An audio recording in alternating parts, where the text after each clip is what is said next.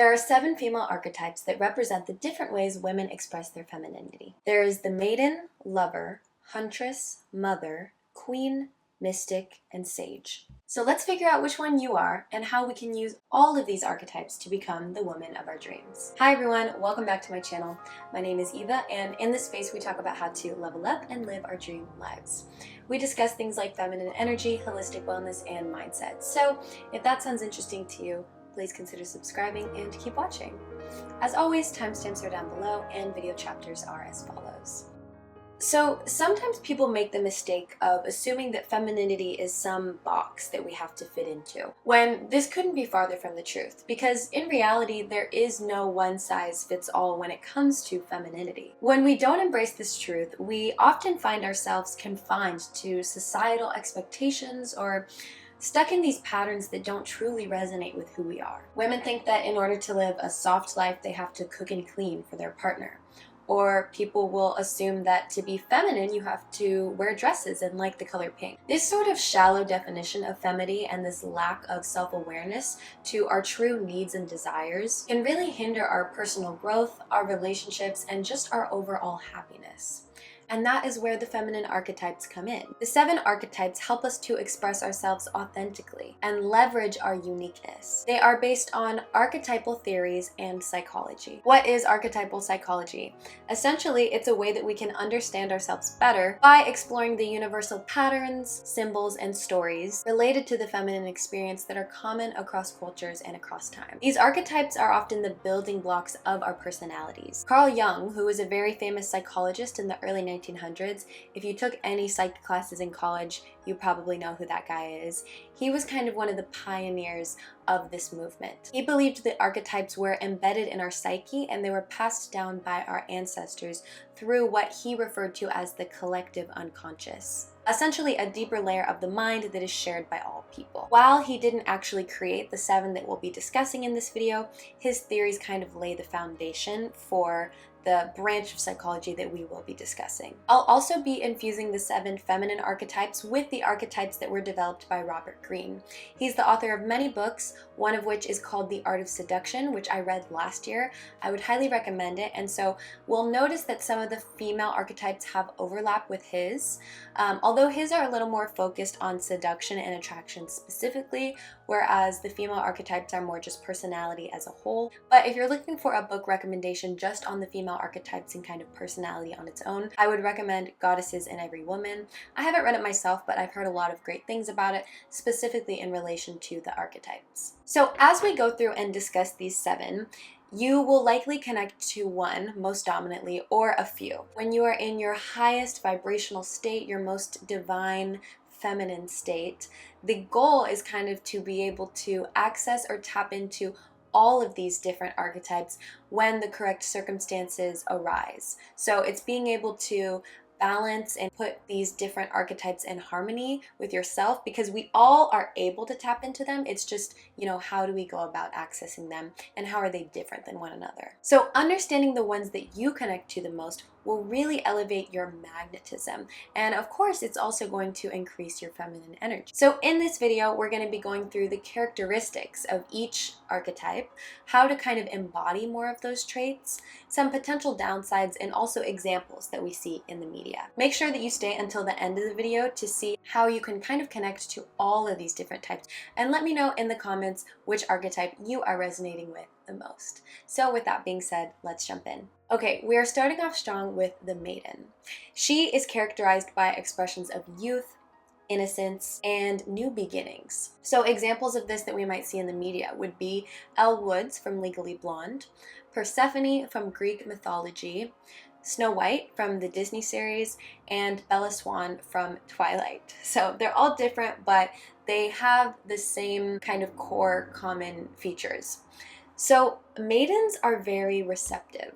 They almost have this childlike curiosity and wonder, which also conveys this strong sense of innocence. They're often very flexible, empathetic, they're sensitive, and very creative. On the flip side, sometimes maidens can be passive or compliant or just in general lack direction, almost as if she's waiting for life to happen to her. This leaves her vulnerable to certain situations in which case she might be taken advantage of, or she's in a dangerous relationship where there's emotional codependency involved.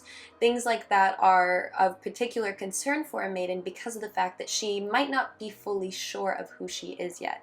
But the beauty of the maiden archetype is that oftentimes a lot of women will pass through this stage, and after they experience some sort of, emotional or physical challenge and they overcome that, the maiden also represents this opportunity for new beginnings, where she really starts to understand who she is deeply, and she can tap into some of those other traits like creativity, playfulness, etc., without some of those negative traits where she might get taken advantage of, because again, she's grown a little bit, she's lived a little more life, and now she has a surer sense of self. So if you want to embrace these traits and tap into the maiden archetype more, then I would say follow your curiosities and see where that leads you.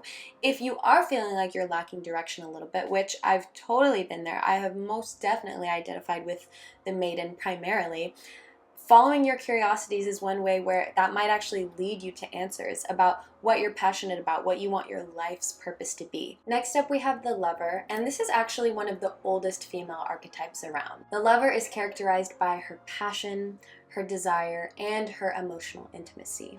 So examples that we see in the media. Samantha from Sex and the City is a classic lover. We can tell that she is very led by her passion and her desire for pleasure. Other examples would be Aphrodite from Greek mythology, Sofia Vergara, and then more historical examples, we have figures like Cleopatra and Marilyn Monroe that were able to use their allure and their magnetism and attract very prominent men throughout history. The lover female archetype is also connected to the siren archetype from Robert Greene's Seduction archetypes. So sirens are very alluring and captivating. They use their charm and their sensuality to kind of draw others in. They're masters of seduction through their magnetic presence and allure. So some of the strengths of the lover. Their procreative and creative interests are the strongest. So they have this sensualness about them, and it really just conveys this strong life force energy. They're naturally magnetic, and they're able to incite this sort of arousal and excitement in other people. They can also channel these feelings of passion and creativity and their desire to kind of create into a lot of different really beautiful things. So maybe this is a really intense emotional connection with another person. Maybe it's a song that they write. Maybe it is a theory or a manifestation of a completely new reality. So it's not just tied to the lover's impact that they have on other people or in romantic relationships. The creativity is really, really strong, and the passion. Lovers or sirens are very pleasure oriented, and this can be a good thing, but it can also be a bit problematic because sometimes when we're living in the moment too much, we don't always think about the consequences or the things that come afterwards. So that is something to look out for. Additionally, they might fall in love quickly, but they might also fall out of love quickly. Some have also stated that sirens might have a fragile sense of esteem, but in my opinion, I think that can be resolved with some deep inner work, especially related to self-worth and kind of recognizing our own inherent value. To channel the energy of the lover or the siren, move a little bit more slowly, a little bit more sensually. Don't be afraid to sway your hips or really emote expressions on your face. This was something that Marilyn Monroe was an expert in. When you watch clips of her in movies or in different interviews, her face just says so much, and you can see different emotions and expressions. And that's one of the reasons why she is categorized as this lover archetype. On top of that, make sure that you are prioritizing pleasure in your life, do things that are fun for you, and tap into your creative energy. Moving right along, we have the Huntress. The Huntress is the embodiment of the independent female spirit. Her main qualities are those of strength, independence, and assertiveness. Examples of this that we see in the media are characters like Katniss Everdeen, Miranda from Sex and the City, Olivia Pope, and Serena Williams, the incredible world-famous tennis superstar. The Huntress archetype could also be closely tied to the charismatic from Robert Greene's Art of Seduction.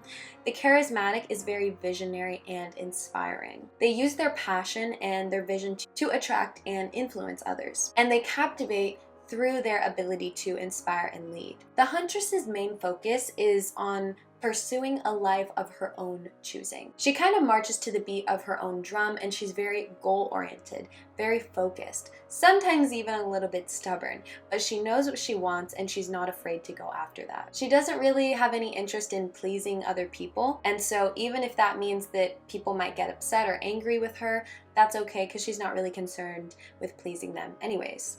We see this very clearly in the Hunger Games when countless times Katniss Everdeen defies the rulers, she pushes the boundaries, and by doing that she's also inspiring others to do the same. She is the symbol of this revolution that happens throughout the movie. Huntresses might also be very competitive, very focused on their purpose and passionate about their platform. As we can see, this is very different from the Maiden, who, at least in those initial stages when she's kind of on the cusp of adulthood, kind of doesn't know who she is and doesn't have that sense of direction. So in order to strengthen this archetype, or even strengthen your Maiden traits to become more of that evolved new beginnings archetype, figure out who you are and what your goals are, you know, what you want out of life. I made a whole video related to how to rebrand and reinvent yourself, so check it out if you're interested. Some of the downsides are that sometimes maidens might lack a little bit of empathy or might be a bit aloof in general. They might experience feelings of anger or look down on some of those more traditional forms of femininity. I could go on a whole little side rant about that. My personal philosophy when it comes to feminine energy and femininity is that it looks different for everyone. So while some people might be very focused on their career, others might really just want that strong family unit, and that is what excites them and what they're passionate about. And it really irks me when people act like one is better than the other, because we're all different, unique individuals. So whatever archetype you identify with the most, but Huntresses especially, it's important that we, champion all women, because we don't all need to be the same, and there's so much beauty in our differences. Next up, we have the mother archetype.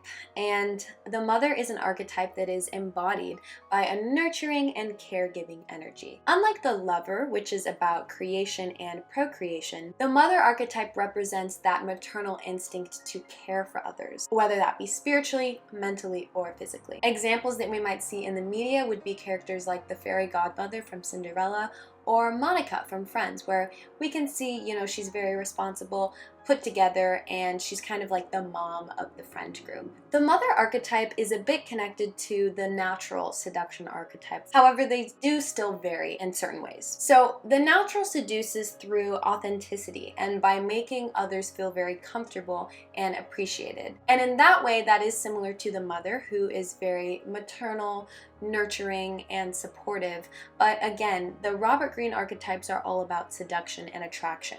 And so the mother's motive for having that nurturing, caregiving presence isn't necessarily for other people to be attracted to her. It's really just because that's her nature. She loves to take care of others and feel needed in that way. The natural is also a little bit different because they're a bit more spontaneous, whereas the mother might be a little bit more responsible and kind of ready to hold down the fort in that way. So whether or not the mother archetype has kids or is even in a romantic relationship, they still possess a lot of these traits. And again, they're like the mom of the friend group. So they help people feel very safe and comforted. Their gentle presence enables them to support others, whether that be emotional, so being a shoulder to lean on. Physical, maybe you're prepping a meal for your family or you're driving them somewhere. And also, again, has this sense of responsibility and maturity. That is exactly how we embody the mother archetype. We care for the ones that we love and we support them in whatever way we need.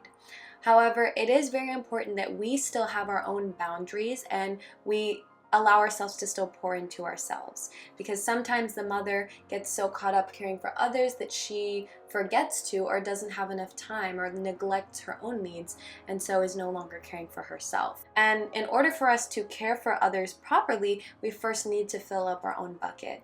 It's the same cheesy stuff that they say on the airlines where you have to put on your own mask before you can help other people.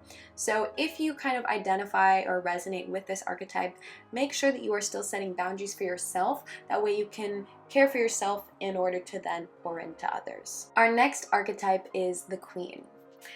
The queen has a regal and elegant essence that is embodied through leadership, authority, and sovereignty. Examples include Blair Waldorf from Gossip Girl, Beyonce, who many refer to as Queen Bee anyways, and the former First Lady Nancy Reagan. The Queen is a fun one. I can kind of see its connections to the star archetype in Robert Greene's book, but once again, there are some differences. So both can use their beauty and their talent and charisma to kind of captivate people and have the same sort of commanding presence. But there are differences as well. So the Queen will speak in ways that really command your attention. They are true natural born leaders and they exude this sense of confidence. So she's easily able to step up and take charge, whether that be in her home, in a business setting, in an office, running her own business, community organizing, whatever the case may be.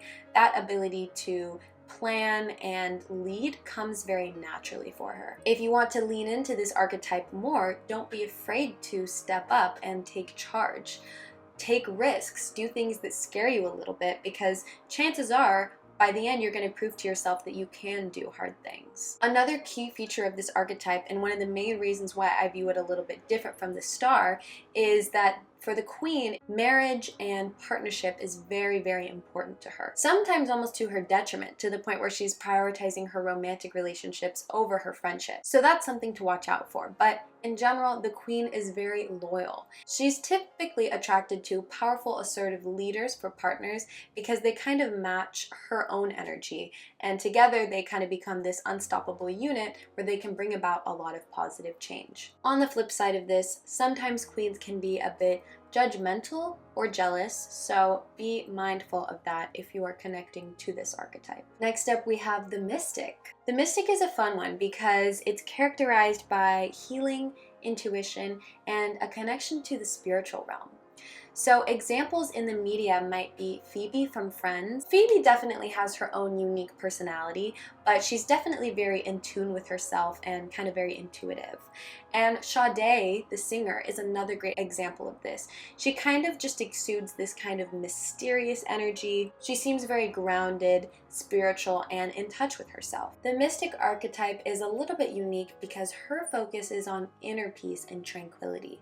So for a lot of these other archetypes, it's focused on other people, either how the archetype can support another person or how other people are attracted to this archetype. But for the Mystic, it's really all this deep inner knowing. So with that being said, we can still connect it a little bit to the ideal lover type from Robert Greene's Art of Seduction, but almost in a completely opposite way. So ideal lovers are focused on fulfilling the desires and fantasies of their, the object of their attraction. So they'll kind of get to know what somebody wants, create that sense of intimacy and connection, fulfill those desires of their partner, and in turn that makes them feel very cherished, understood, and appreciated. So the Mystic is kind of like that, but they're almost doing it for themselves. They don't really care about awards or accolades or even climbing the corporate ladder. All they're concerned about is fulfilling their own desires, their own inner peace and tranquility, the sense of calmness. So if you're looking to cultivate more of this Mystic archetype, then engage in activities that make you feel more calm. I made a video about how hobbies make us hotter, and there are different types of hobbies that we need to have to, be at our highest state. So spiritual hobbies are one that would be very connected to the Mystic archetype. Mystics are typically a bit more introverted. They like to feel cozy and warm, maybe more of a homebody, and have a lot of natural creativity that comes from that. So maybe photography, singing, writing, painting, things of that nature, where they really get to express themselves. Because this archetype is so inner focused, sometimes they might have the tendency to self-isolate. So if you connect to the Mystic, which I feel like I've kind of been in my own season of Mystic archetypeness, don't forget about your friends and your family who are there to support you. If you're more introverted, that's completely fine, but when people reach out, take them up on that offer and don't be afraid to coordinate plans yourself. On top of that, make sure you are communicating your needs and you're being very assertive, because on this journey to inner peace, we do have to stand up for ourselves because nobody else is going to do that for us. Finally, we come to the Sage. The Sage is characterized by wisdom, intuition, and spiritual insight. Examples that we see in the real world include Amal Clooney, super successful humanitarian advocate and lawyer, Hermione Granger from Harry Potter, and also Michelle Obama, super accomplished, talented woman, has very advanced degrees and many platforms where she speaks about incredibly important issues. For the sage, they are driven by the pursuit of knowledge. They have this deep inner desire to kind of ascend to this next or higher level. They might love to teach, and typically they make really good planners, counselors, and strategizers. This can also come into play in a romantic relationship where they can help their husband strategize and kind of be some of the backbone of the husband's success. They can give them that sort of encouragement that allows the husband to go out there and, do their thing. Sages are very wise.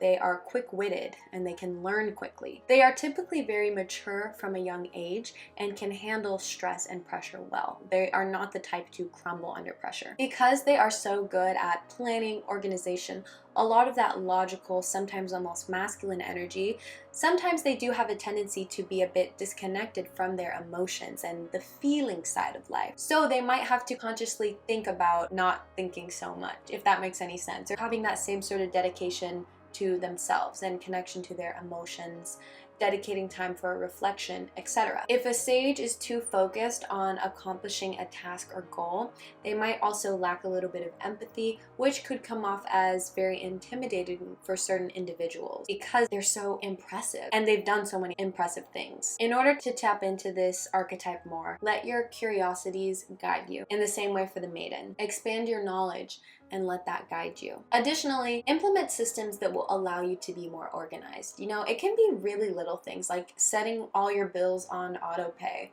prepping your meals for the week. That way you don't have to spend extra time cooking later on. Here's a quick overview of the Robert Greene seduction types. The dandy. Dandies are very stylish and refined, so they can kind of use their beauty and appearance in that way to draw people in. They use their elegance and sophistication to seduce. They captivate through their impeccable taste and their ability to create an aura of exclusivity. Another cool thing about the dandy is it can kind of define gender roles a little bit. So not all women are attracted to a super macho masculine man, and so the dandy has the advantage in that sense because maybe a woman is attracted to something else about this man, like the fact that he dresses super well or puts more effort into his appearance than the average man. The coquette. The coquette is very hot and cold.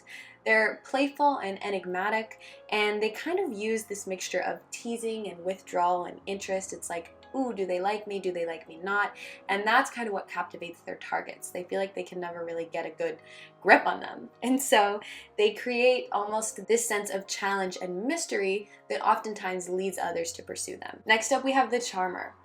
Charmers are charismatic and they are persuasive. They use their social skills and their charisma to win people over.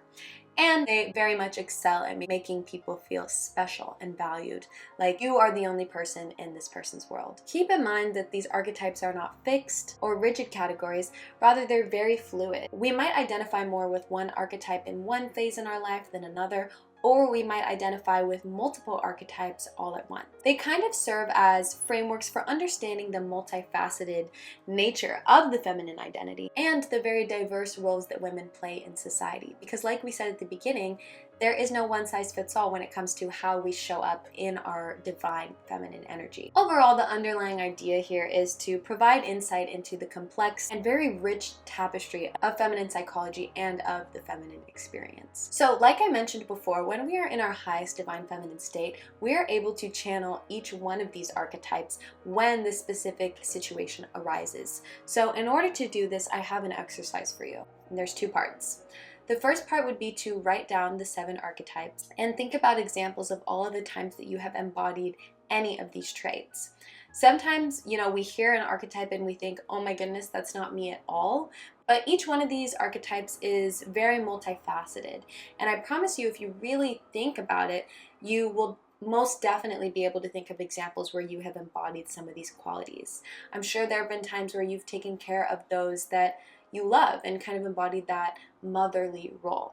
There have probably also been times where you've been so into whatever you're doing that you've lost track of time because you've been so passionate and focused on that. Maybe that's more of the lover. Maybe there are other times where you have been so focused on your studies or achieving a certain goal, and you're just really showcasing that true Huntress energy. So write all of these down and let that serve as an example that you are 1000% capable of tapping into all of those depending on the circumstance. And from there, you can also see in what circumstances those archetypes come out.